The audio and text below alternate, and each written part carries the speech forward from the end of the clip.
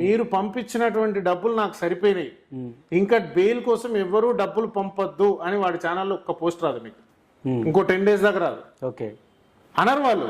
రెండు అభినయ్ దర్శన్ గాడు ఆడి ఫ్యామిలీ అటు వసూలు చేస్తుంది వాడి యూట్యూబ్ ఛానల్లో, సిఎండిఎఫ్ యూట్యూబ్ ఛానల్లో. అభినయ్ దర్శన్ అనేటటువంటి ఇంకో పాస్టర్ అజయ్ బాబు బెయిల్ కోసం నాకు డబ్బులు వేయండి అని వీడు వసూలు చేస్తున్నాడు. వీడు ఒక 5 లక్షలు వసూలు చేశాడు.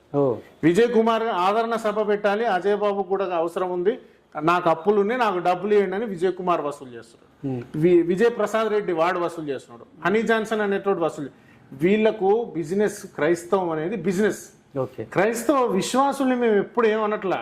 వాళ్ళు ఏంటంటే తెలుసో తెలియకో ఆ రొచ్చుగుంటలో దిగారు, ఆ బురద గుంటలో దిగారు. వాళ్ళు ఏదో రోగం తగ్గుద్దనో, చదువు వస్తుందనో, కడుపు నొప్పి తగ్గుద్దనో, ఉద్యోగం వస్తుందనో ఆ బైబిల్ అనేటటువంటి ఊబిలో దిగిపోయారు.